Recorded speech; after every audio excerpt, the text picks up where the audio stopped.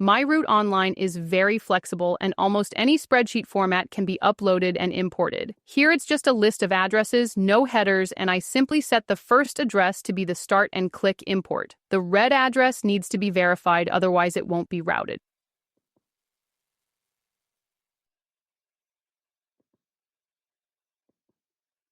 Here we have two columns. Because there are no headers, I set the name column as title and the import wizard will separate them.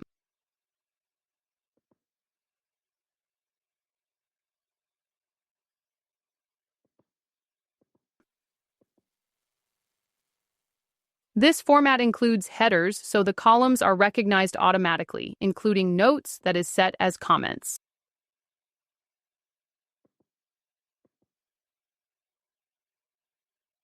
This format separates the addresses into different columns, and the wizard automatically recognizes them as addresses.